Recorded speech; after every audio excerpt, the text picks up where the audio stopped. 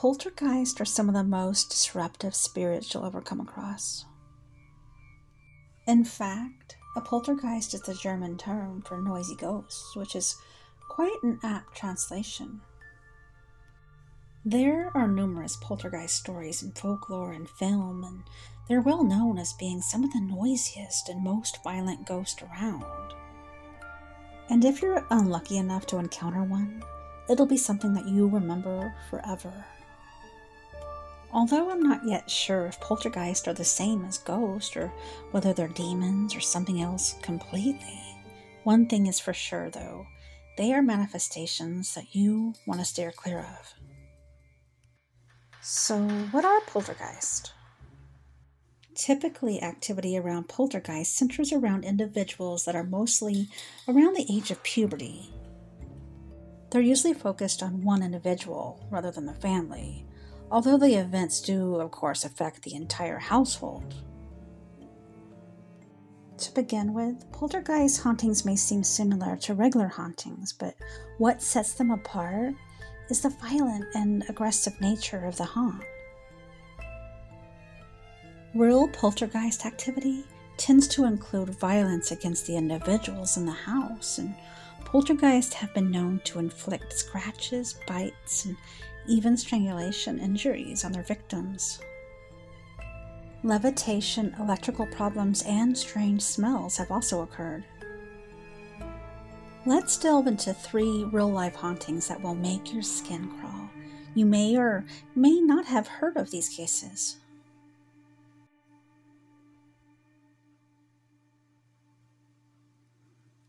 The Birmingham Poltergeist. The urban sprawl of Birmingham holds many mysteries. It's fair to say that most of them are rooted firmly in history, but one tale emerged during the modern era that still fascinates and baffles today. Thornton Road is an unremarkable residential street in the Ward End area of the city. One night in late 1981, the semi-detached suburban peace was shattered, literally, when dozens of large stones began crashing through the windows of 3 adjoining houses. Numbers 32, 34, and 36 were targeted, and the windows at the rear of the houses seemed to have been the focus. The police were called out and a case was opened, but the attack was put down as a random act of vandalism by passing youth. The following night, it happened again. The same 3 houses, the same windows newly replaced, and the same huge rounded pebbles. The residents rushed out into the streets themselves, furious at this outrage, but they could find nothing, no clue as to who had done this. A few nights went by, and once more the windows were replaced. All seemed quiet, and then the rocks came showering in again. This time the police stayed around for some time, making efforts to check along alleys and in parks, and sat in the houses to see if anything further would happen. Finally, they gave up for the night, but as the detectives and patrolmen arrived back at their station, a call came in. The houses were under attack again. Residents began to install chicken wire across their windows for protection from the onslaught, as it became a constant occurrence, 2, 3, 4 times a week, occasionally a week's gap, and then it was back. The poor homeowners quizzed their children and each other. Did someone have a grudge against any of them? Was this revenge for something? After a year of this unbearable campaign of terror, the police finally took it seriously and devised an operation to catch the vandals. Plainclothes detectives began regular nighttime patrols, lurking along alleys and crouching in gardens. Cameras were set up, and even a ballistics expert was called in to advise on the possible trajectory and direction that the stones were coming from. One of the strangest observations of the case came out of this surveillance. A police officer lay prone on a roof neighboring the 3 cursed properties. He reported that the stones were not coming in as if they were thrown from a distance, but he was very adamant that they were falling straight down, as if from out of the sky. Other officers concurred, and predictably, the local press took full advantage of this.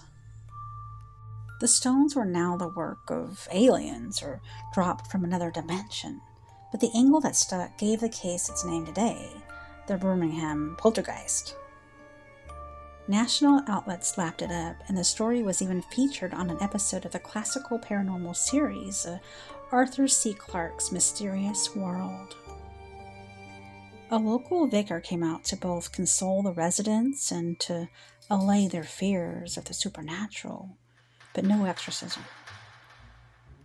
Chief Inspector Lynn Turley seemed open-minded about the possible identity of the culprit or the source of the stones, describing his officers' accounts of rocks from the sky matter-of-factly and keeping one of the offending objects on his desk as a paperweight. He was stumped, though, and after another year of weekly attacks but no progress on the case, he delegated the case to Superintendent Baden Skit. After a total of 3 years of investigation, Skit was no closer to solving the mystery, now following the theory that someone was using a giant catapult or trebuchet to launch their rocks from a great distance. The stones themselves were very uniform in size and shape, around the size of an average potato, and all of them clean and completely free of any dirt. This led to some to theorize that a freak weather phenomena was at work, sucking the stones up from a beach or even the sea and depositing them down. Or that a wormhole existed in space above the houses that connected them to a beach far away. Experts advised that the stones had a definite earthly origin and were typical of the geology of the gardens of Birmingham. The besieged residents were by now in states of nervous exhaustion, sleeping with Bibles under their pillows and desperate for peace. Selling up was out of the question. Who would move into such a house? The exasperated police noted that they had solved 6 complicated murder cases and solved over 1,000 other crimes during their investigations into the Birmingham Poltergeists. But after over 3,500 hours of work, they had absolutely nothing, and the paranormal theories seemed to be the only answer. After 4 years of near weekly bombardment, the apparent poltergeist began to cease its work. Whoever or whatever had been plaguing those 3 specific houses stopped, but for people like Jeff and Gwen Sidebotham, brother and sister who carried on living there after their parents passed away, the memory never fades. Both have remained open-minded but blame the attacks for hastening the deaths of their parents.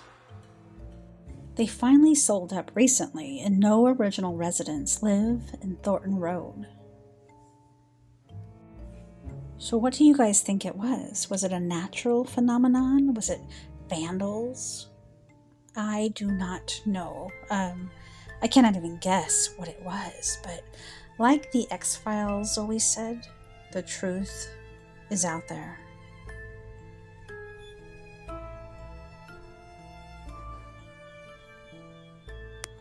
The Ammons Family Poltergeist. In the rugged industrial city of Gary, Indiana, tucked between busy warehouses and the continuous hum of traffic, stood a seemingly ordinary house on Carolina Street. From a distance, it looked like another unassuming, slightly weather-beaten single-story home in a working-class neighborhood. But this home held an eerie secret that would soon send shockwaves throughout the city and across the nation. This house was the residence of LaToya Ammons, the epicenter of what is arguably one of the most notorious alleged hauntings in recent American history, a case also known as the 200 Demons House, or the Demon House. In November of 2011, Latoya Ammons and her mother Rosa Campbell and her 3 children aged 7, 9, and 12 moved into the house at 3860 Carolina Street, Gary, Indiana. Their initial days were marked by normalcy, but the ordinary soon gave way to the inexplicable. They claimed black flies swarmed the porch in December and kept returning even after the family believed that they were killed. Campbell initially heard footsteps in the basement and doors creaking. Later, she alleged to have seen a shadowy figure of a man pacing in the living room and found a boot print.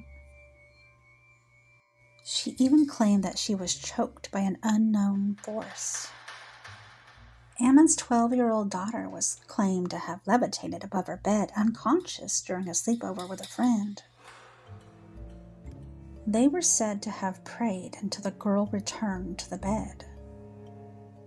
The older son was allegedly thrown across the room by an unseen force.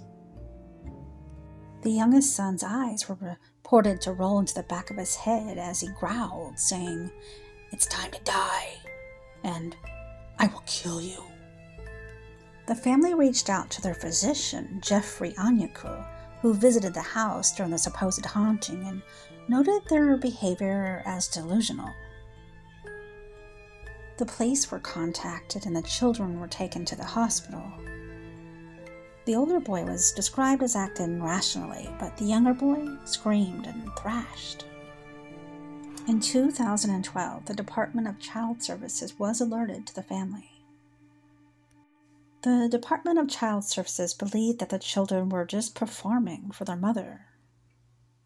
However, sensational stories published in outlets such as the New York Daily News reported that the Department of Child Services personnel had allegedly witnessed the youngest boy walking up the wall backwards.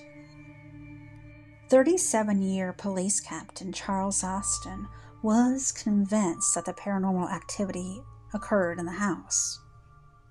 A photo published by the Indianapolis Star claimed to show a shadowy figure when no one was home. The family hired Father Michael Maginot to perform an exorcism.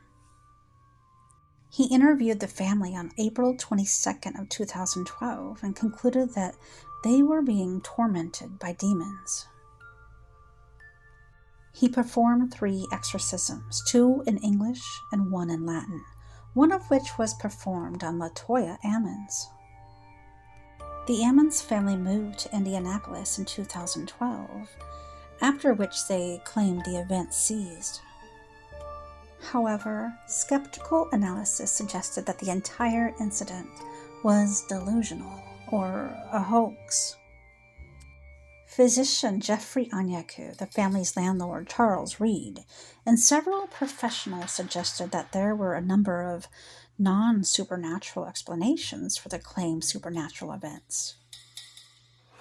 In 2014, Zach Baggins, the host of the acclaimed television show Ghost Adventures, bought the house for $35,000 and made a documentary in it titled Demon House.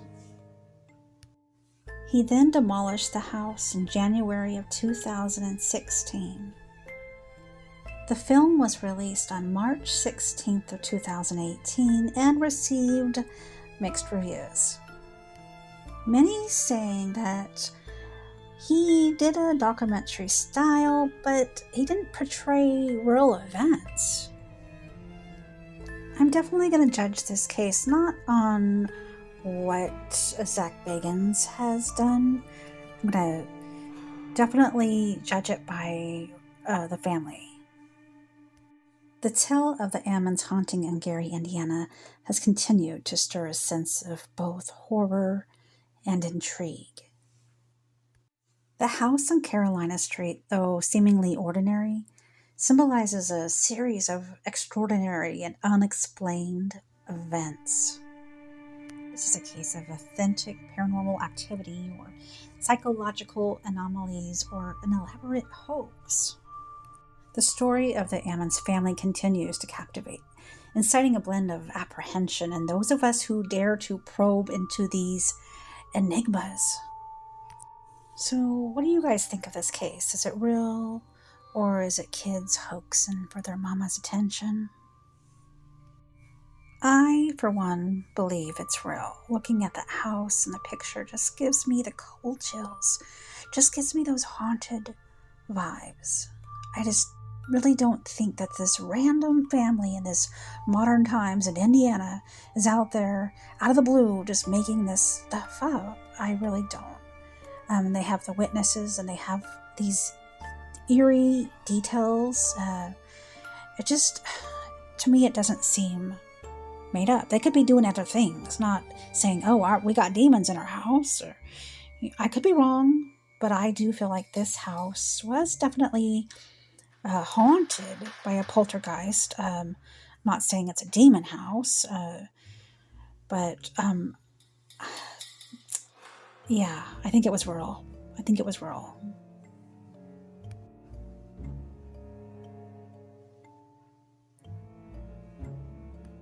The Battersea Poltergeist.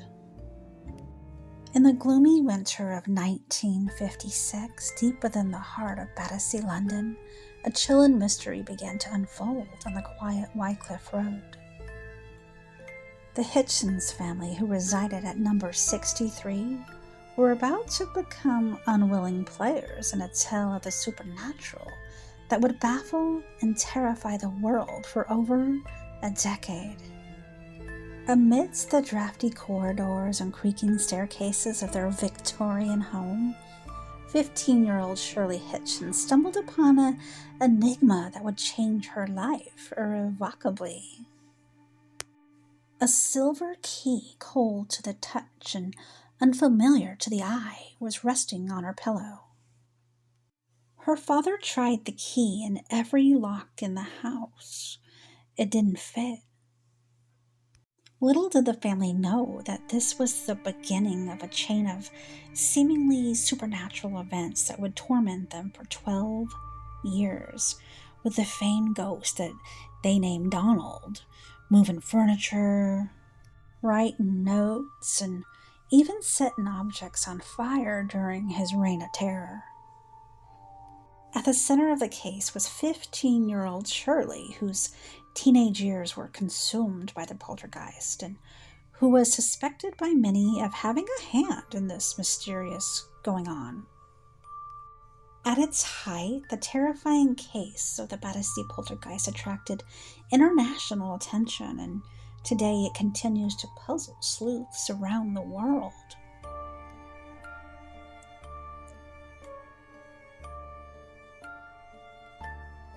We normally associate ghost stories with castles and churches, manor houses. However, number 63 Wycliffe Road in Battersea, London was a seemingly ordinary semi-detached home. And its occupants, the Hitchens family, were a seemingly ordinary working-class group.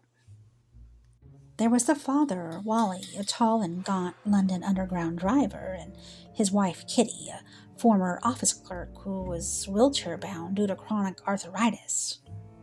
Then there was grandmother Ethel, a fiery character known locally as Old Mother Hitchens, and her adopted son John, a surveyor in his 20s. And finally, there was Shirley, Wally and Kitty's 15-year-old daughter, who was about to start art school and worked as a seamstress in Selfridges.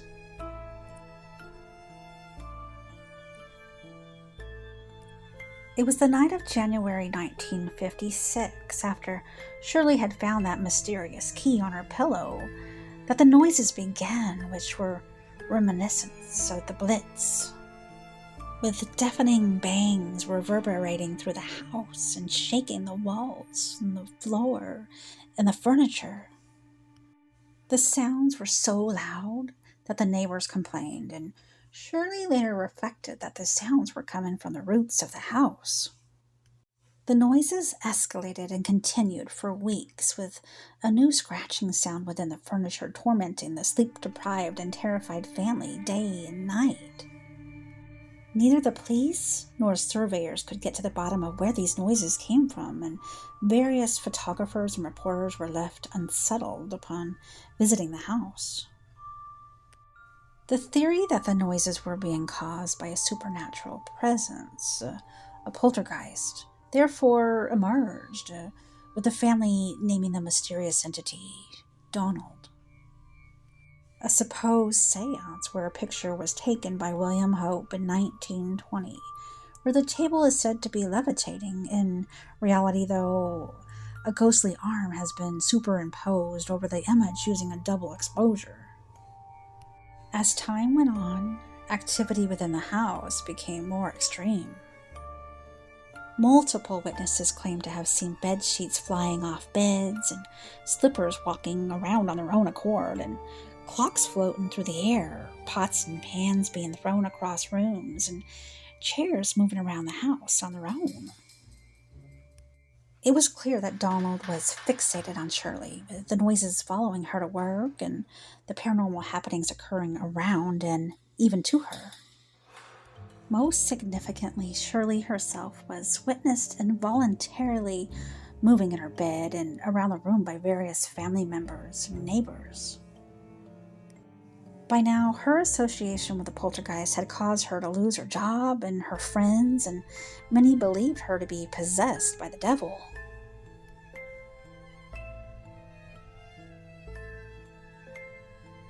From around March 1956 onwards, the Hitchens family began to draw press attention. Photographers lingered outside the house, while newspapers reported that the poltergeist was romantically obsessed with Shirley. Many believed that the poltergeist was a figment of her imagination and that she was purposefully stirring up the story for attention. Eventually, the Daily Mail got in touch. The paper published a sensational account of the story, which attracted widespread attention. An attempt was made by the BBC to contact Donald on primetime TV, and the haunting was even spoken about in the House of Commons.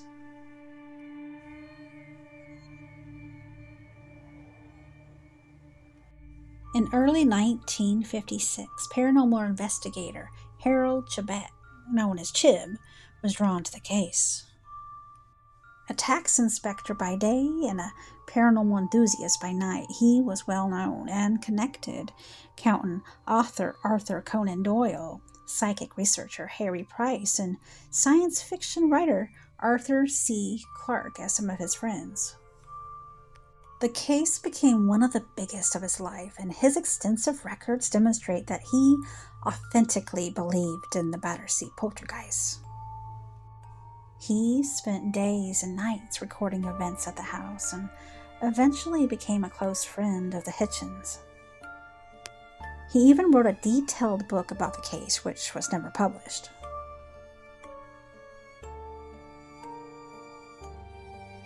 As time went on, Donald's behavior became increasingly violent. Rooms were supposedly found trashed, and spontaneous fires would apparently break out, one which was so severe that it hospitalized Wally, and writing symbols of crosses and fleur-de-lis began appearing on the walls. Exorcisms were attempted, and the police would check up on the house. Mysteriously, Donald even circulated Christmas cards. I think we've heard it all now. It's said that the family learned to communicate with the poltergeist, initially by using alphabet cards and through tapping a certain number of times to mean yes or no, and then in March 1956 through written correspondence addressed to Shirley, which said, "Shirley, I come." From March 1956, Donald left notes around the house ordering the family to do things such as dress Shirley in courtly clothes and contact the famous actor Jeremy Spencer. This led to a breakthrough. In a handwritten letter dating May 1956, Donald identified himself as Louis Charles, the short-lived Louis XVII of France, who was rumored to have escaped captivity during the French Revolution, rather than dying a prisoner at age 10, as he was later proved. Donald, or Louis XVII, used a number of elaborate French phrases in his letter and claimed that he had drowned en route to exile in England. His story, however fascinating, was often changing and contradictory.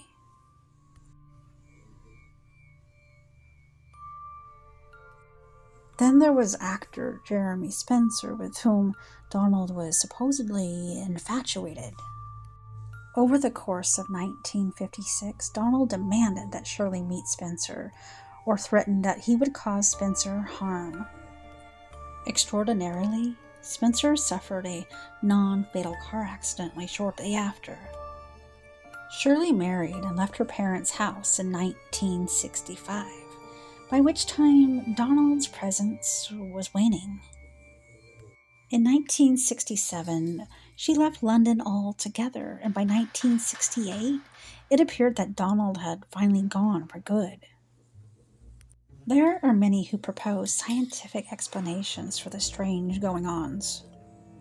Some point to the noises coming from the house being located on uneasy marshland, while others had suggested that acid in the soil could have led to this madness. The family cat, named Jeremy after Jeremy Spencer, even ended up being analyzed by fans desperate to prove Donald's existence. Others point to Shirley being a starry-eyed but ultimately bored teenager who lived a rather sheltered life and may have manufactured Donald and drawn others in as a means of attracting attention to herself and making demands that would work to her advantage. Over the 12-year course of the haunting, some 3,000 to 4,000 written messages were delivered to the family from Donald, with a staggering 60 messages being left per day at the height of the case. Handwriting experts have analyzed the letters and concluded that they were almost certainly written by Shirley. Through these letters and the attention that they drew, Shirley was able to move out of her shared room with her parents and was given money for clothes and more fashionable hairstyles and was the subject of much press hysteria.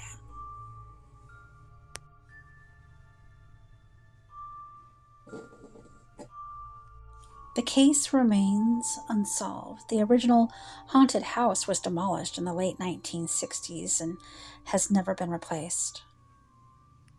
What is clear, however, is the profound impact that the events had upon Shirley, who stated that the haunting robbed her of her childhood. In the quiet neighborhood of Battersea, the echoes of the chilling past still resonate. The house that once stood on Wycliffe Road stands as a silent testament to a 12-year-long ordeal that continues to baffle the world. For within those walls, a family lived a waking nightmare, their lives overshadowed by the presence of an unseen entity that came to be known as Donald.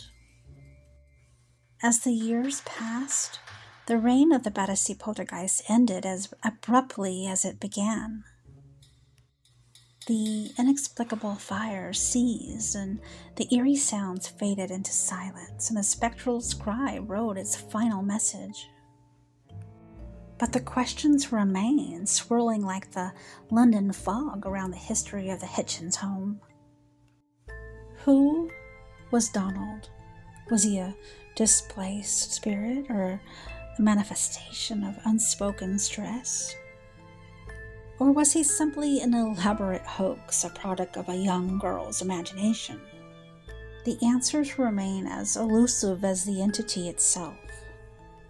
One thing that we do know is that in 1968, Shirley moved out and went on with her own life, and Donald sent his last message, and Shirley was finally free. In this case, gosh, guys, I don't even really know what to think. What do you guys think? What do you guys think? Who was Donald? Was there a Donald? I definitely, I want to say it was Shirley. Was it mental health issues? Was it her boredom? Was it her way of speaking out? Maybe she was just, oh, I don't know. I don't know. I could be wrong. I wasn't there. What do you guys think? But I definitely think Shirley had a lot to do with this.